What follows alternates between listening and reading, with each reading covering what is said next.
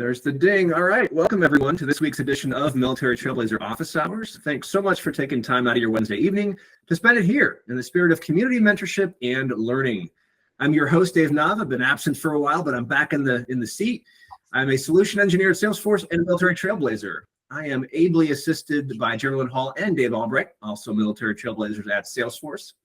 As you may be aware, each week we invite a co-host, or in this case, co-hosts, to take part in the conversation so that we can leverage their experience, expertise, and unique perspectives. The focus for tonight's stuff is making stuff happen.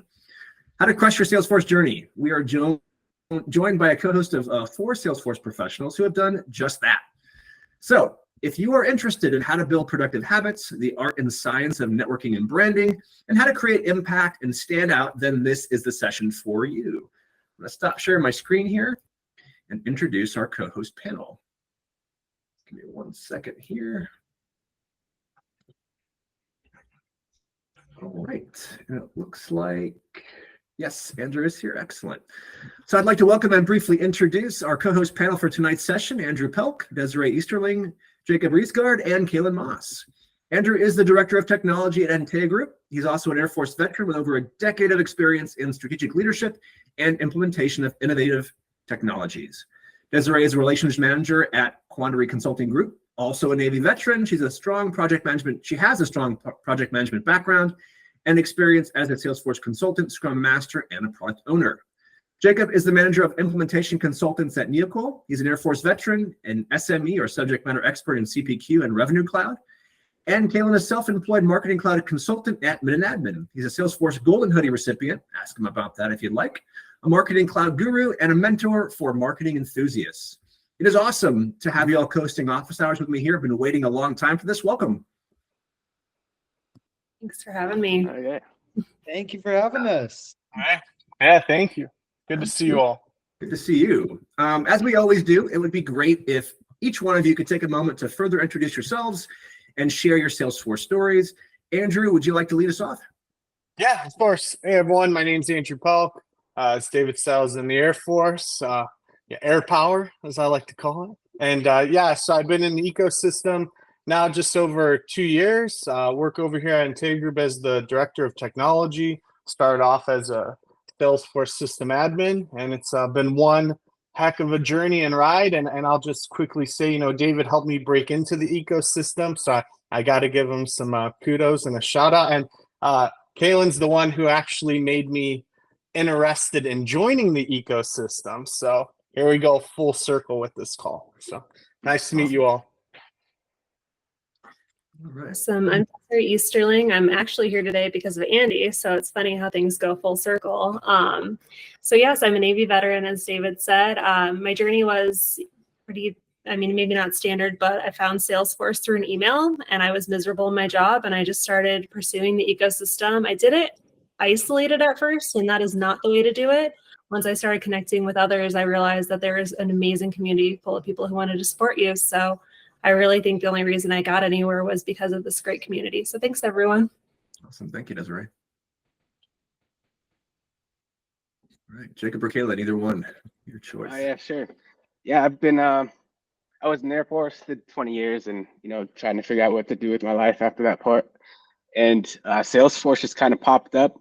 It sounded like, I don't know, like a pyramid scheme or something when I first heard the name. It's kind of a weird name when you first hear it, but it's been amazing. And there's a ton out there for vets, so it's been great. Awesome. If you are interested in pyramid schemes, see me after. All right, Kaelan, over to you. Yep, I'm right there with Jacob. I actually was playing NBA 2K. If anybody's a gamer on Xbox or PS4, I was on spring break doing my master's in data science when someone came to me and said, "Have you ever heard of Salesforce?" And I was like, "Jacob," and I was like, "I don't want to sell anything you're trying to get me involved in. I'm good." Kept on playing the game, and then eventually they pretty much convinced me that it wasn't a pyramid scheme. Long story short, got an internship, got certified as a Salesforce admin, Salesforce Sales Cloud consultant. And then my first job after that was sort of a hybrid between Marketing Cloud and Salesforce CRM. And once you jump into the marketing cloud side of things, you kind of see the world that's available to you. And so I just went full throttle with that and decided to try to teach other people how to use it. And so you might have seen me, which is how Andrew kind of mentioned. He probably found me on my YouTube channel.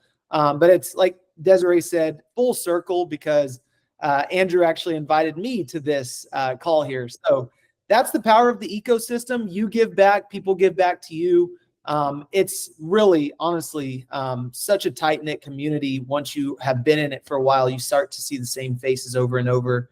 But yeah, that's pretty much my story for now. And yeah, I'll hand it back to you, David. Awesome. Yeah, I love that, because my experience with the ecosystem was also one of community and support. And that's the unifying factor across here, right? So Desiree mentioned that she started it in isolation and found that once she brought other folks into her circle, it was much more smooth. And we're going to talk about networking and branding and how to go about doing that from each different person's perspective, right? Because my version of branding and networking is different than, say, Kaelan's or Desiree's. All are valuable. And the reason why we do these sessions is because you can take a little bit of what you like from this person, from that person, put it all together and come up with your own method for doing things. So if we, as the MTOH Military Trailblazer Office Hours group, expose you to a broad variety of folks, hopefully you'll have a lot of different tools you can pull from, put into your tool bag, and then be successful with it. That's the whole intent. So do some admin, and then we're going to get into it. For those joining for the first time, I always like to briefly explain the purpose of these office hours. So if you're joining because you saw my LinkedIn message like 10 minutes ago to say, hey, come join, thank you. I appreciate that. This little message is for you. These sessions are essentially an informal get-together for gathering with both military trailblazers and allies, essentially everyone, to explore non-technical Salesforce career and branding related topics, because we want to help you collectively achieve your professional development and your career related goals. So for this next hour, this is your opportunity for collaborative mentorship. Everyone on the call is encouraged to step up and help both ask and answer questions from your perspective. And honestly, the sessions where we have the most audience involvement, where people are raising their hands, I'm looking at you, Iris, asking questions, those are the best sessions. The less talking I have to do, the better, because that means that you are all showing up, you're present, and you're getting more out of the session than you would if you weren't asking questions. Do keep an eye on the chat window during tonight's session. David has already started posting things in there. We tend to collect little snippets of information across the weeks, things from LinkedIn, job adverts, learning stuff from Salesforce Ben, from creatives and influencers. We post that in the chat window throughout the session so that you can multitask, because we all love to multitask. If you'd like to ask a question at any point during today's session, please do so. This is your session. If you don't feel comfortable speaking up, no worries. You can either raise your hand if you do, or if you don't, just type it in chat. And either Dave or Jalen will bring it to my attention, and we will do our best to keep those in the order they are received. Finally, last thing, tonight's session is being recorded. So if you want to share something attribution-free, maybe you're looking for a job and you don't want your boss to know, just let me know, and we can, before you obviously say it, and that just makes it easier for me to ask our graphical editor expert to remove it from the video afterwards so that we can respect your privacy. All right. So as you're thinking of your questions, based upon the wide variety of backgrounds that our co-host panel has tonight, I'm going to kick it off. And we've got some prepared topics, and we'll jump right into it. All right. So the first, area that we want to talk about is embracing your authentic journey into tech and Salesforce. And I think all the topics we're talking about today apply equally, whether you're military coming in or whether you're not, right? Every journey is unique. Every transition is unique. And so the thing that they all have in common is rapid change. So I'd like to dive into how to make your story, how to bring in your story into your transition into tech, how to own it, and how to be authentic and successful in that regard.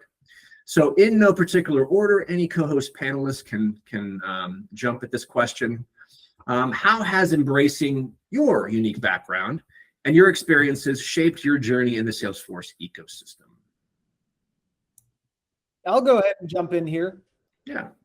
So honestly,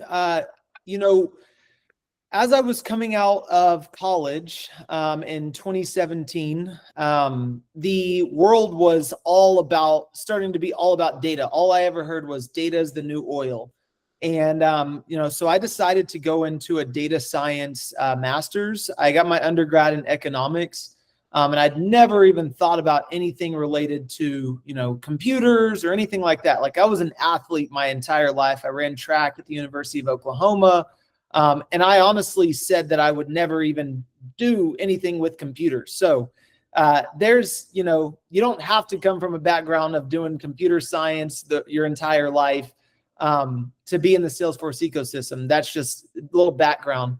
But yeah, so I ended up kind of, growing up in that era of the YouTube. Well, like I went to YouTube before I went to anything else whenever I was sort of researching information. Like I was in macroeconomics, and I remember looking up on YouTube, what is macroeconomics? How does macroeconomics work, right? I wanted to see visually how to actually learn these different concepts that I was struggling with in school. So I think, David, to your question, like how has your background influenced your Salesforce journey? For me, I decided to start sharing everything I was learning on YouTube because that was what I was most familiar with.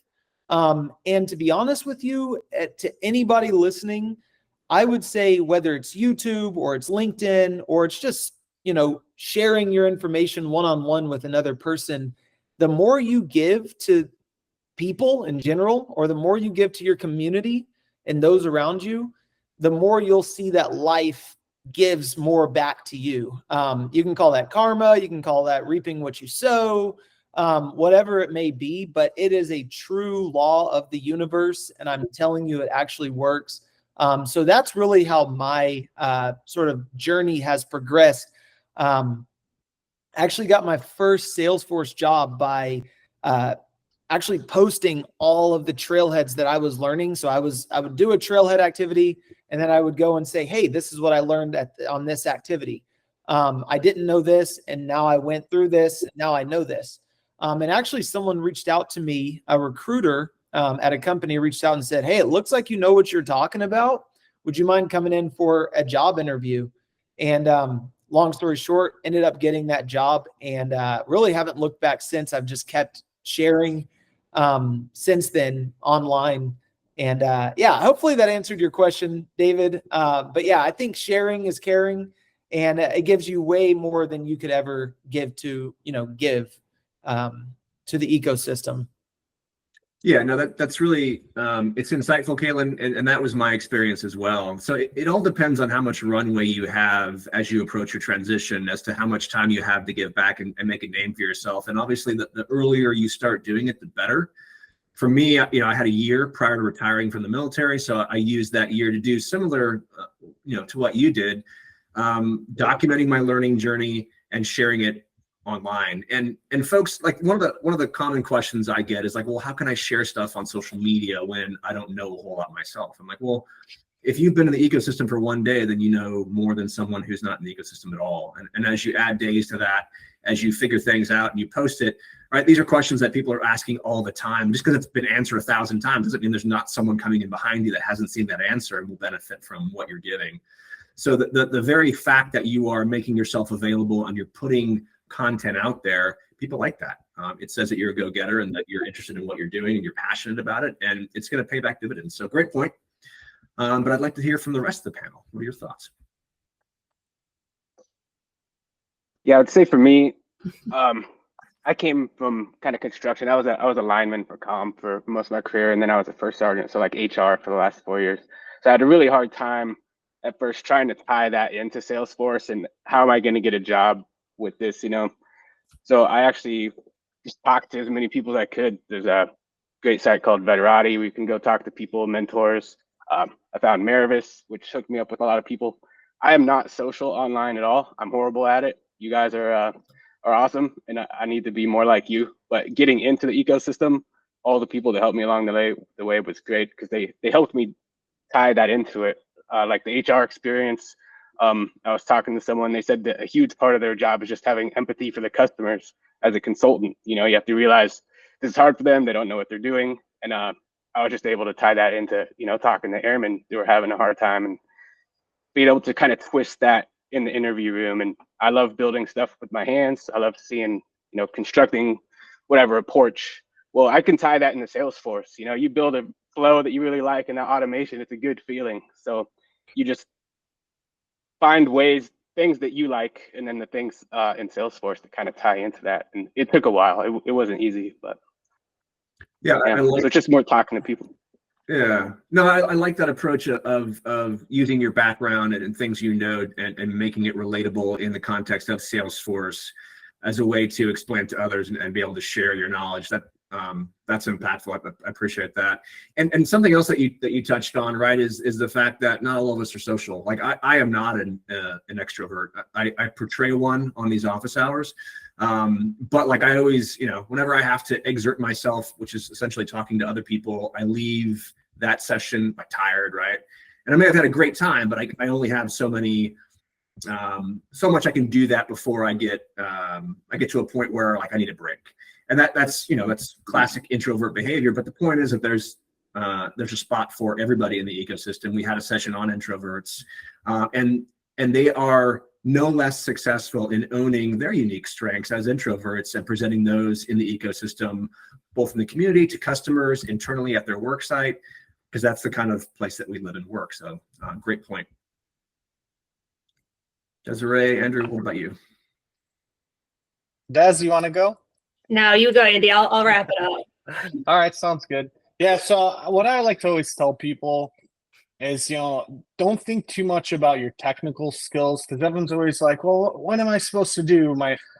There's nothing that revolves around technology. And so going back to what Jacob was saying, he used what he learned as, I guess, empathy, being that first sergeant in HR. So those soft skills and translating them over. So I always coach people saying, hey, what are some of the soft skills that you learn? Like, how do you stay organized? How do you communicate? How do you really listen to what someone wants and then be able to provide a solution for them, or at least be able to provide them, a good reasoning as to why you can accomplish something, or, a different path, and guiding them to kind of what they want, but telling them in a different approach. And so those are all soft skills. And I feel like no matter what profession you're in, I can probably find at least one thing that's going to transfer over into tech, into the ecosystem. And so if I can just encourage everyone, is just don't look too deeply on the technical skills, because you're going to learn them, and technology changes so rapidly every day that we're always learning, every single one of us. And so what's important today, it might not be important tomorrow. And so it's something that you can just jump into and start learning at any time and any point in your life and your career. But something that you can always transfer over no matter what or when is those soft skills. So just evaluate those soft skills and start thinking about, okay, how can we tie those back into tech? And then this is a very strong ecosystem that you can reach out to any one of us and we can help you with that. So that's my one soft advice is that. Yeah, 100%. Empathy is definitely a meta skill and universally applicable across any job you're going to have in this ecosystem. Great point. Over to you, Des. Awesome.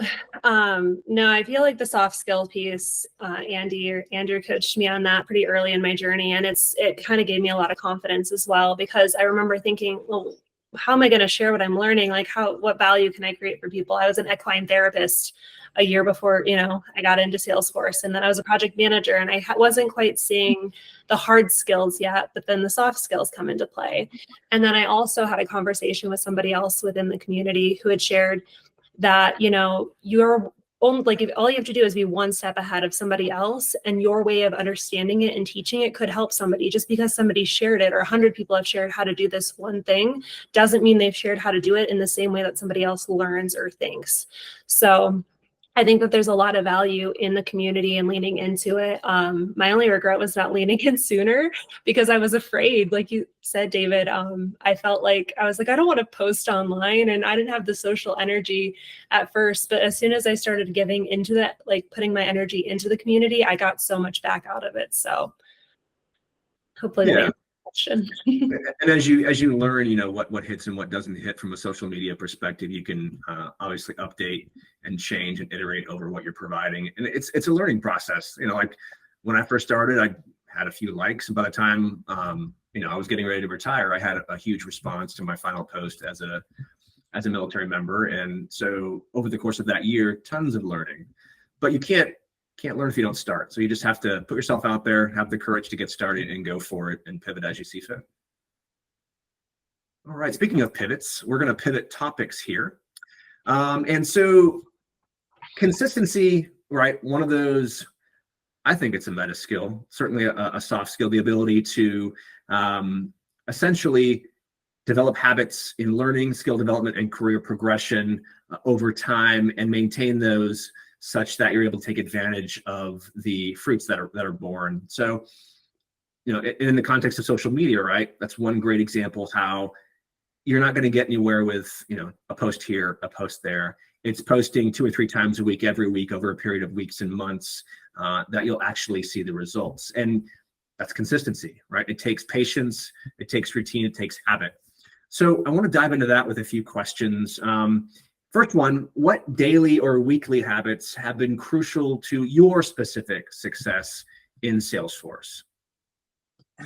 I'll take that first. So something that I knew that helped me was I made sure to block at least 5 minutes a day, just dedicated to learning the ecosystem, learning technology, just 5 minutes. And the reason why I chose 5 minutes is because I feel like it's very hard to have an excuse not to have 5 minutes to do something. And so what I always ran into with people are like, oh, Andy, it's hard to get like 30 minutes, or they try to do like an hour every single day to learn Trailhead or to study. And I'm like, stop thinking so much, because I've realized when people start saying like, oh, I'm going to do 1 hour, and then if they don't have a full hour, they tend to just skip it altogether. I'll just do 2 hours tomorrow, right? And so my thought process was like, okay, just dedicate 5 minutes. If you have 5 minutes and you can go more, great. If not, then at least you did that. And 5 minutes every single day is better than 0, or just not having that consistent pattern,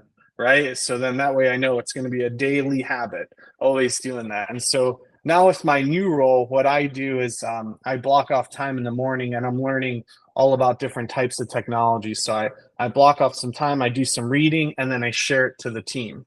And so I feel like that's important. And it's just all about just constantly learning. I mean, constantly learning. And so one thing, even in the service, I just remember how long I was in, and then every year I just felt like I knew less. I was like, the more I learn, the less I know. I think that's a Socrates quote. And so I really do feel and embrace that. It's just, there's just so much out there. And so what I always tell people is, just try doing better every single day. And that just goes back to that consistent pattern. If you can just dedicate 5 minutes every day, I mean, in a year, you're going to see how much you accomplish just in 5 minutes every day. And so I think, setting those realistic expectations and just developing that pattern will end up growing into more as time goes on. Yeah, I love that. And there's a ton of science behind that. I've read a bunch of books on micro habits, and it covers everything from what we're talking about here, which is tech, to eating, right? So what you'll find is that if you can dedicate 5 minutes to every day, one, to your point, right, Andrew, you complete that, check in the box, you feel good because you actually got it done. But in most cases, you're probably going to go 6, 10, 15 minutes, right? So you're usually going to exceed, but you're not setting that huge expectation at the front of like an hour and then being disappointed. And, you can apply that to eating, right? I'm going to reduce 100 calories a day. And over the course of 6 months, right, you've dropped a few pounds. So it's, like I said, a ton of science behind it. Awesome tip, and it's one that I've practiced as well. And because you compound it, it's like compounding interest over time, right? You get great results, and then you look back like, oh wow, I didn't even really expend that much effort, but look what I've got from it. Who else can share a habit? I changed out using like social media on my phone for the Trailblazer, the app. I was like, what if I just did this instead? It's very simple. We stand in line at the grocery store and we naturally twiddle our thumbs. So it was a very simple habit to change, but I said, hey, I'm just going to learn during this time. And most of the badges, not all of them, but most of the badges are on the app. So you can learn bite-sized information in time that is otherwise wasted. And a lot of people who are trying to get into the ecosystem, at least I know if this is my story, was that I was working full time. I didn't have, unlimited amounts of time. It was before work or after work that I was studying. And now that, I'm in the ecosystem and I'm also learning lots of new technologies for my role, those habits still come in handy because I'm usually reading an article on Gartner or finding some kind of piece of information to read. And I put it in my phone ahead of time to get me ready for whatever I have coming up instead of just scrolling. So I've always got something good to read that is, a little bit more fulfilling for my time. Yeah, for sure. And you can apply that right to social media, to your earlier point, 5 minutes a day thinking up a social media post or creating a post, one post a week. And over time, you build on that and you see success. Awesome. Kaelan, Jacob, what about you? I'll just say, as of now, where I'm at, everyone talks on Slack in my company, and there's always questions. People are always bouncing off each other. It's great that way. I hope most of the companies are like that. But I really tried to go out of my way to help all those people, because when you go in and really start digging into Salesforce, what's great about Salesforce is the documentation and the people out there to help you. So it's amazing going in there and I am learning every day. Like there's something that I just didn't realize, hey, on the permission set, I didn't pick the record type, right? So I wasn't seeing a button every single day, and I've been doing this for years, and I'm sure it's the same with you guys, is I'm learning new stuff. And if I need to get into it farther, I write that down, and then I put that into the 20 minutes I do every other day for my own, self-study work. So I find I need to have a reason to do it, right? I'm not going to learn Japanese. If I start right now, I'm going to stop because I don't know anyone that speaks Japanese. I'm not going to use it. So I have to have a reason to learn something. So find that reason to learn it and then just keep applying and let that kind of roll. Yeah, it's a fair point. I earned a cert a while back just to earn it, and then actually never used it. And then someone saw that in my portfolio, oh, can you help us with this implementation? And I was like, no, I've never used that. I have no idea, because it changes so quickly. So yeah, obviously, having a reason behind why you're doing something and the ability to practice that afterwards is integral. Yep. And I'd also add to Jacob's comment there about having a reason to learn something. So giving you a little background that's going to tie into what Jacob said was, I was actually in Brazil in April, and I've never studied Portuguese. Now, I've studied Spanish in the past, and they're very closely related. They sound a lot alike, but I had no idea what Portuguese, any words in Portuguese. But because I was in Brazil, as Jacob said, I had a reason to learn it. And this goes to my second point here is A, have a reason to learn what you're learning. B, surround yourself with other people who are doing the same thing. So Andrew's point, I want to also talk about that. 5 minutes a day will get you so much further because, as David said, you'll go 6, 10, 15, 20 minutes, and you plan to start off with 5. But if you surround yourself with people who are on the same journey as you, or who want, it's like sports or the military or a workout group or whatever it may be, when you immerse yourself with other people who are on the same mission as you, it's almost going to be inevitable, because as humans, we like to be in these tribes. We like to be like the people, and that competitive nature comes out whenever you're around somebody that's, they've done 5 minutes and you haven't done 5 minutes. You're like, oh, wait a second, I want to get 6 minutes because I'm not going to let them beat me today.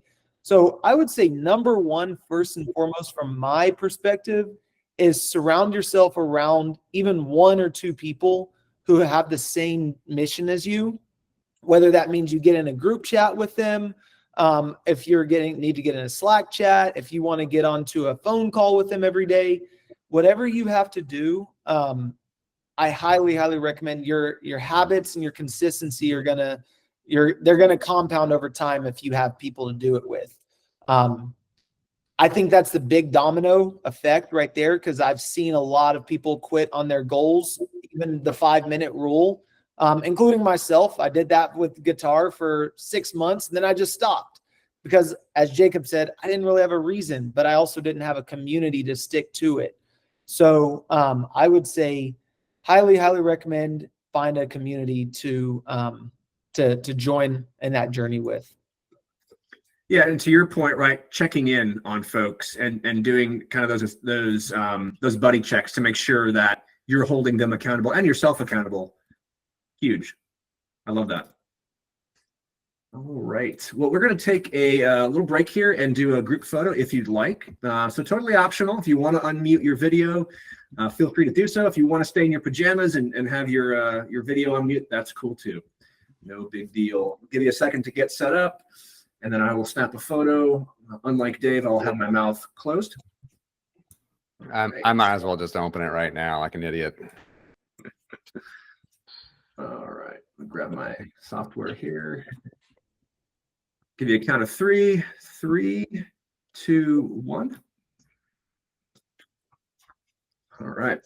Make sure I got it here. I did. Excellent. Awesome.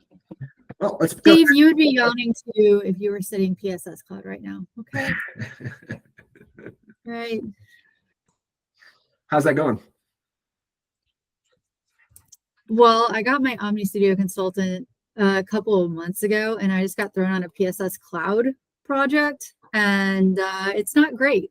It's not great. Trying to figure out regulatory type ID fields and the business license application and how they all intertwine. So if anybody has some really solid PSS experience, I will talk to you after this. Go look at the ERDs on the Architected website. That'll probably help because that'll at least draw it out for you. I'll send you a link. I'll drop the link in the chat. I appreciate it. And this is Thanks. what we do. We help folks out. All right, next. And that good cert, by the way. I got that as well. Certainly earning certs is funner than digging into programmatics. All right, so this is something that I've actually personally struggled with. And I think the longer that you're in the ecosystem, the more applicable it is. And the question is, how do you stay motivated and consistent when learning new and challenging concepts? So we all know that we have to be continuous learners, right? The ecosystem changes rapidly, yet there's a cost for that, right? There's a cost every time you have to learn something new. There's a cost every time you have to take a new exam, and it's fatigue. And so over time, it becomes more difficult, in my experience, to remain on that cutting edge, to remain always on, to remain a continuous learner. So what are some ways that you cope with that you have found to get around that? And then, maybe I'll share one of mine, but we'll see what we got. I'll start. Fresh air.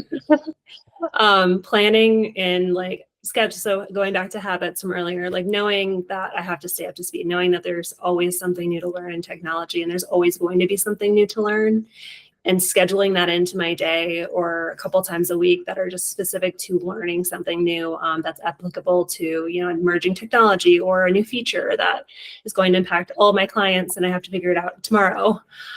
So I make sure that when I've got those things, like if I get off of work, I go for a walk first, or I go to the gym first before I jump into that, because I know it takes a lot of energy to go to the gym or to go for a walk, but it also fills my cup up. So if I, have that, I feel like I'm just starting at a much better place than if I'm just right off of work where I sit in this exact spot all day. And then I'm in this exact same spot studying. I have no energy, but if I go get some fresh air and some sunshine, even if it's only for 5 minutes, it's still better than zero. Yeah, recharging, absolutely. Awesome. What else, folks? I got two approaches, and they're both kind of the opposite of the other, and so it just depends on how I'm feeling. But my two are, I'll just tell myself, adapt or die, essentially. And so going back to that military thought, your enemies are training, so you better get out there and train, right? Train your mind.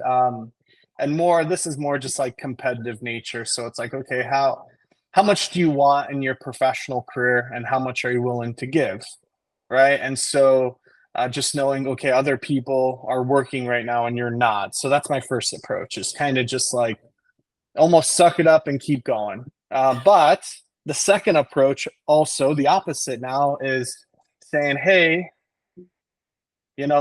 this doesn't have to get done today, and understanding when to do self-reflection and take a break as well, right? And so I have an unhealthy habit of redlining until I'm just burnt out, but then I know when I'm burnt out, and then I like to pause and just take a break away from everything. And in fact, I took the whole week off this week, and I haven't had a lot of time off in a few years. And I've been redlining, and so that's what I'm doing now. So for like the last few years, I've been having that suck it up mentality. But then last week, I was like, all right, you're not as optimal. And I start learning that what I used to be able to do, I see that I'm falling short. So I'm giving 100% of my 80%, right? Because I'm so burnt out. And so that's when I'm like, okay, Andy, you're not that special. You're not that important. You need to relax and take a step back and take a break, right? And so that's what I'm doing this week. But those are my two things. And like I said, I don't know if it's healthy. I've been operating like this my whole life, so I don't think I'm going to change. But at least that's been my approach my whole life, is those two things. So. Yeah, and I think that's fairly common in the military. I found that I operate very much the same way. I will work 110%, and then there'll be a day where I'm like, wow, I don't really enjoy what I'm doing anymore. What's going on? And there's peaks and valleys, right? So I'll go, oh, I'm burnt out. So what can I do? To Desiree's point, I'll program some recharge time into my calendar, take a break, practice self-kindness. But over time, I've learned that this happens in cycles. And so I always like to better myself. And part of bettering myself in this regard is being more attuned to myself so that I can predict those burnouts before they actually happen and get ahead of them by modifying my schedule. And that way, right, maybe I'm not getting down to 80%, maybe I'm dipping down to 90 and then popping back up to 95 or 98. But it's a constant thing. And it's to your point, Andrew, it's one of those things, it's going to happen time and time again. It's sneaky. You'll wake up one day and be like, oh, I did it again. Like I'm burnt out. And you don't always want to be behind the curve when it comes to that. You want to be able to spot it when you can and take action to address it before it becomes a problem. And Dave and I have this conversation all the time. It's one that in a high-paced, environment that is the tech industry, it's going to come up. So what is your plan for it? You got to deal with it. Good points. Yeah, but unfortunately, I know everyone always says this, but we drop the things we need to do to keep our cup full first. Like we have too much to do at work, so we're not going to work out. We're not going to take that walk, and that's a total wrong attitude. So yeah, never drop those. At least give yourself 5 minutes for each. But really, it's just the way you look at things too, like the continuous learning. I don't know, like I like to work with tools. Like having the right tool to do the job is just so much more satisfying, and it comes out better, right? Well, that's the same way in Salesforce. There's so many ways to do everything. Just finding out the best way and how everything ties into each other. Just every time you're taking a Trailhead, you're putting more tools, right? You're getting the right tool for the next job is the hope. So it's fun. Like I said, it's continuously changing. So the guy that's been doing it for 2 decades, you're kind of on an even keel with him after not too long. Yeah, for sure. It's definitely a great equalizer. Iris, I see your hand raised. Can you hear me? Yes. Oh, good. Okay. Sorry, I had to maneuver the things around because I was looking after dogs and I can't figure out how my whole setup goes again. First of all, thank you guys so much for just showing up and sharing what you do to just get on in the ecosystem. And I think it's so vitally important, like right now when so many people are struggling, like there's people who are new, there's people who are possibly a little bit further on their career, but just facing those challenges. I just wanted to add that when it comes to keeping yourself motivated, I really feel like keeping the why, and it's not my thing. It's like I spoke to Elio a couple of weeks ago and he said to me, and I was like, okay, I love that. But finding your why and keeping it at the center of everything you do, whether it is about studying that next cert or making sure you're taking the time to go to the gym, that finding your why just really keeps you grounded and centered, I think. Yeah, and that's a great point, Iris. And it goes back to a comment made earlier about, if you're not going to use it, then it may not make sense to learn. And so when I approach learning, I have found over time that there's just things that I'm not able to learn because I'm not interested in it, right? And so, for example, I was studying for a cert, and I kept putting it off, and I kept putting it off, and I noticed that I was getting no closer to my goal. And so when I dropped it and said, I practiced some self-kindness and said, okay, I'm just not going to earn this cert. I don't necessarily need it. And I picked something that I just enjoyed, right? Something that I dabble in at work, something that was fun. And this was Omni Studio Consultant. And I worked on that, and it actually, it paid off. I was able to very quickly earn that cert, where I had spent like 6 months, flirting with this other cert that I still don't have, and may not ever have, because you can't force yourself to be interested in what you're not interested in. So if you find yourself burnt out, and you will, right, go back to those activities that recharge you, whether it's studying for a cert that you're passionate about, or whether it's giving back, and program more of that into your schedule. And those things, to Desiree's earlier point, will refill your cup. I think, Kaelan, I don't know if we came to you on this question. I was just going to add that I think David and I are saying that you might need some fun lessons, David Narva. So I will. I've been good. I program time into my schedule to go diving. So before work starts, I'll get up with the sun and I'll go diving, and then I'll show up like in a customer meeting, and I'll have shorts on, and I'll be covered in salt because I've just got out of the ocean, but I'll have like a polo on, right, so they can't tell. And then I'll have my customer meeting, but I feel good because I exercised, right, and then the rest of the day, I've set that tone to where I feel good, and that translates into everything you do. So to Andrew's point, right, if you find yourself at 80%, people are going to notice, especially people that know you. It's going to translate into your customer meetings. It's going to translate into your work life. And so if you can refill your cup like I did this morning, all the better to recharge and to get ahead of that burnout before it occurs. Any thoughts, Kaelan? I don't know if we got to you on this question. Yeah, I honestly really love what Iris said, which is start with why. Really start with why you're doing this. I've met so many people that I've talked to about in the Salesforce ecosystem, and they started out just for the money, or they go and do a cert just for the money, and they have no interest in doing technology, or they have no interest in getting the certification that they're studying for, or they did it because somebody said it was cool, because tech is the biggest thing right now, right? And I have to tell them, hey, look, if I was in landscaping and I told you that there was a ton of money in landscaping, and that there was all these different pathways that you could do in the landscaping world, and you came in just for that, I would tell you to stay away, right? Because if you start running into the first challenge, it's like the military, or it's like sports. You're going to run into things that are going to beat you down to the point where you're like, blood, sweat, and tears, where you're sitting there thinking, is this actually worth it? And if you don't genuinely love doing this, then it's not a bad thing. It's just, this isn't the thing that you should be doing, right? And I think that's the one thing I try to give to people all the time, is that we're all going to run into roadblocks, studying for a certification, as Megan said, trying to figure out, a difficult challenge, trying to put together database. I forgot what you said, Megan, but it seemed very difficult, exactly what you were going through.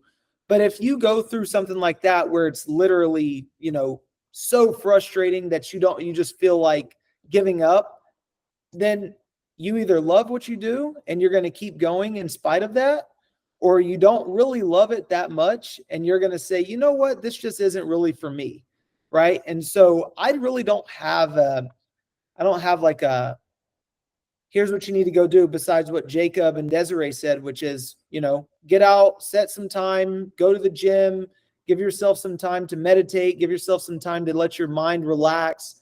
Those are my two biggest things. Get some sunlight. But other than that, I'm just like straight up with it. And I just say, if you don't love it, don't do it. But if you do really love the game, then you'll stick in the game. And, the advice that we gave as far as like going to the workout, going to the gym, getting sunlight, diving, like David said, getting into the ocean, surfing. Those things are going to really help out. But I think everybody kind of knows what those things are when they really love something. They know what they need to do to really, give their mind a break. So, that's what I've got.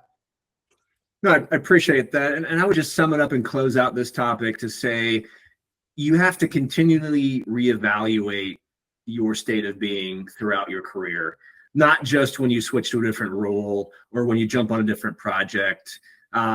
Because like I said, it can sneak up on you. And if you're not maximizing those recharge times or thinking outside of the box to creatively construct your calendar to provide that, and you can do that whether you're a consultant, right? Some of the folks on the call are in consulting, and we know that it's extremely difficult.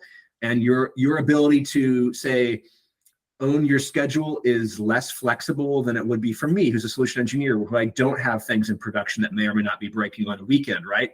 But there's still things that you can do with your team, with your manager's approval, to think outside the box and to carve out time for yourself that recharges you, but only if you ask for it, right? You have to be your own advocate. You have to be continually evaluating your professional existence to see when you need those things and how you can put those into your schedule. So I'll just remind you, evaluate that whenever you can.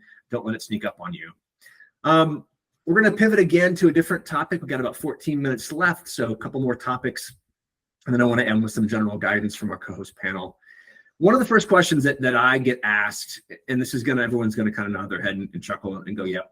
When I am mentoring folks, which I do several times a week, people that are, sometimes they're leaving the military, sometimes they're leaving college, sometimes they're just transitioning into tech from a different part of the job space, is like, hey, what should I do, right? And that's why we do this at MTOH. We explore different career paths, one of the things that we do, so that we can provide them with test drives of those different paths. But also, it's, hey, Dave, should I go for this broad role, say like Salesforce admin or Salesforce consultant, right, at large, or should I specialize? And there's pros and cons to both of that.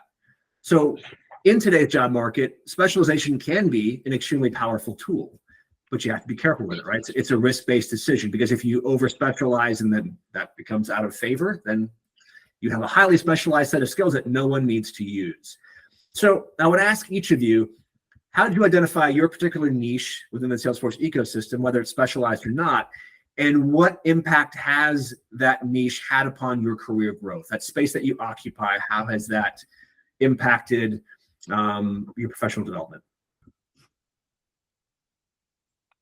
I'll go with this one. So actually, like I said earlier, started off as a Salesforce admin. And my manager, 2 weeks into my first job, asked me if I wanted to learn Marketing Cloud. And she said it would probably be one of the best decisions I make for my Salesforce career. And honestly, I can say Marketing Cloud has taken me around the world. It's taken me to Singapore. It's taken me to Brazil. It's taken me to the UK. It's taken me to Greece. And, I was a kid from Tulsa, Oklahoma, living in Oklahoma City. And the first time Marketing Cloud took me out to Los Angeles, I was like, this is it. I'm doing this, because it was middle of winter. It was, probably 20 degrees outside in Oklahoma City. And, I went out to the Sunshine State, right? I know they call, what is it? They call Florida that, but I love California, and it was sunny, blue skies. And I think from there, I realized, okay, I'm going to take this a little more serious, because I saw the opportunities that were opening up, because just so few people knew how to use Marketing Cloud at my company. And to be honest with you, it has, I've dove into it. It's taken me so far. As to your point, David, you can get to the point where you specialize so much that maybe that specialty isn't needed anymore. But I would sort of just look at things sort of like an economist. I mean, I've got that background, so I kind of look at it like that. I look at peanut butter and jelly, for example. This is an economist example that they use all the time. When the price of peanut butter goes up, the price of jelly usually goes up, because they're usually bought together, right? They're complements to each other. Now, the thing about Marketing Cloud is that it's a complement to so many other tools in the Salesforce ecosystem. So Salesforce CRM, whether it's Service Cloud or Sales Cloud, if a company has that, they probably are going to use Marketing Cloud for all of their marketing efforts, whether it's text messages, email messages, mobile push messages. So I look at it kind of like an economist in that sense. So that would be my advice, is to kind of look at whatever you're interested in diving a little bit deeper on. See if that complements what a ton of companies are already using, or maybe just look at the general consensus of where society is going, right? I mean, everything's all about AI at this point. So maybe start doing things shifting more towards artificial intelligence, maybe data cloud, right? Something like that, that where the United States and the world economy is headed more towards, because at the end of the day, your value is predicated upon our businesses using this, and are we needing this as an economy? And so that would be my biggest piece of advice. If you are specializing in something that you can tell is actually falling out of favor, like David said, then maybe that is your wake up call to kind of say, you know what, let me reroute myself to something else. But I would say the more you specialize in a specific given field, from my experience, the more opportunities you're going to have, the more in demand you're going to be, whether it's in the job market or at your company.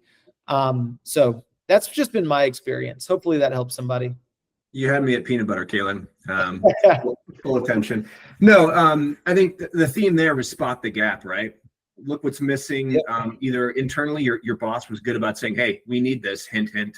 But you don't always get that, that insight directly provided to you. You have to kind of sometimes go out and find it yourself. So, spot what's missing in the ecosystem, and then be the person providing that at your organization. And only good things can happen. Who else?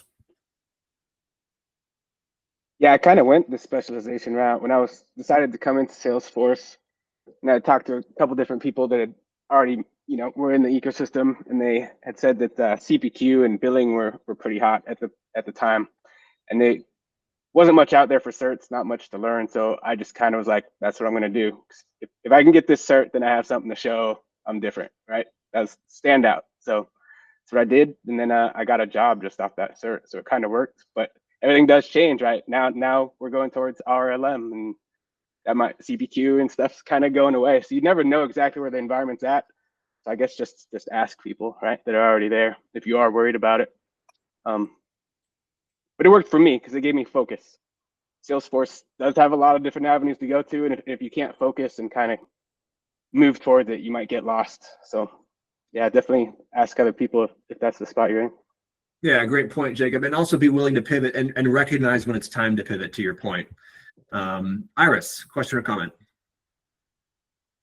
I was just going to ask what you said about the CPQ thing, because CPQ was so hot about a year ago, and apparently now they're retiring it and starting a new revenue cloud or something.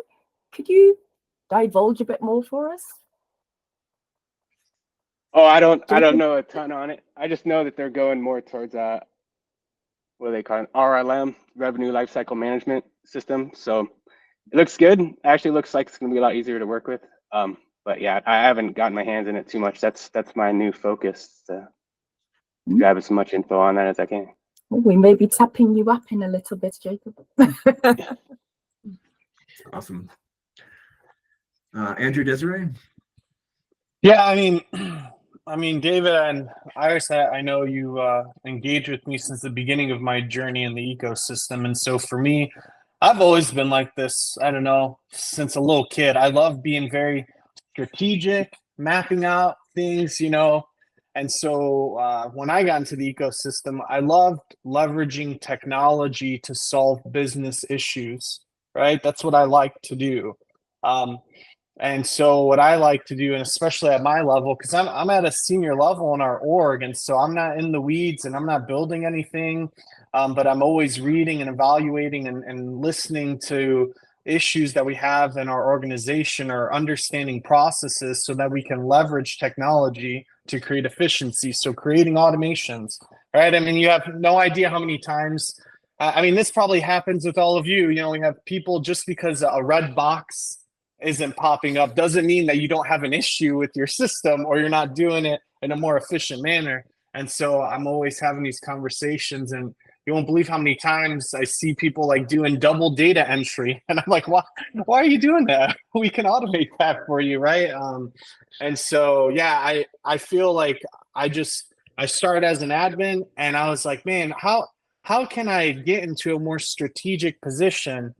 And, you know, I saw like there was different levels in the ecosystem. I'm like, okay, being like a senior solution architect or something is going to take a long time. But then I learned about project management, and I was like, oh, okay, you don't really need to know too much like on the technical side, depending on what type of PM you are. And you can learn enough, but not have to have so much experience. And so I kind of took that path, which is now led me down this path. And I think a lot of people don't realize that there is that leadership path in technology too. And doesn't mean that you have to be like a complete technical leader either. And so that's the path I took, was the non-technical route, I suppose. But that's how I found out, yeah, my niche. So here we are today. Awesome. Yeah, and it's a question I think we all face at some point in our career. Do we keep doing what we're doing from a technical perspective as an individual contributor, or do we fleet up, so to speak, and assume that role of that mantle of leadership, understanding that it's going to be a different dynamic and we're not going to be as hands-on keyboard as we used to be, and are we okay with that? And that's a question that I faced, and ultimately I chose the opposite path, right? I love building, I love nerding out, and I found that maybe I don't get paid quite as much as a manager, but there is a dollar value to happiness. And so, you know, choosing to stay at the individual contributor level for me was what made sense. And I think either path that you take in the ecosystem, you can be really successful at. Guys, close us out on this one, and then we're going to have one more question and we'll close out the session. Awesome. Yeah. So I, started as a technical person, and I'm slowly getting closer and closer to the leadership management side of things. So I kind of have a little bit of experience on both of these. I think that breadth over depth is great if you're going into management, but also if you're going to really specialize in something, then it's important to know what that business goal is, regardless of which path you're taking, because, maybe the platform or the technology or the certification name is going to change, but the problem that it's solving for the clients typically remains the same. So when we look at marketing, those issues don't really change too much over time. I mean, they do evolve, but the technology is going to change a lot more rapidly than the general problems. So I think if you decide to specialize, really understand what business problems and value you're providing for your clients will help you in that area, versus just like, I'm really good at this, one certification. I'm good at this whole industry and I understand it very well. And I think that's something you can fall back on. So. Yeah, for sure. Being the term escapes me, but essentially having a little bit of experience across a broad variety of areas to be able to provide more of that full package when it comes to interacting with customers definitely makes sense. Mm-hmm. So we have just a couple minutes left. We've got time for one more question. And it's this: if you could go back to the start of your career, what is one piece of advice that you would give your entry-level self?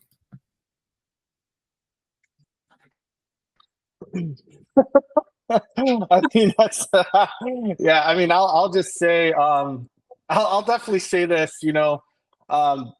Definitely understand in the Salesforce ecosystem that the trailheads are just like scraping the surface, and understand that whatever you're learning, you also need to tie it into that business, right? And so, like, yeah, whatever platform you're using, it's not going to be the same across organizations. And so understanding what they have built and just having that open mind, right? Of just, hey, there's a lot to learn. It's okay that you don't know it all, and don't expect, like, just because you get this certification, you're an expert right away. So that's what I would say. Just take a step back. Yep. Yeah. Great point.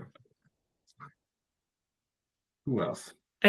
Don't be afraid to look stupid and ask stupid questions. Like, I think that it helped me get so much farther in my career in the last year than anything else, saying, I don't understand that. Can you break that down for me? Or going to people around me and being okay, like knowing what I don't know is not a bad thing. It's a good thing. You're not supposed to know everything. That's why you have a team. You're not supposed to know everything. That's why you have a community. Lean into that team, lean into that community, because people are here to help you.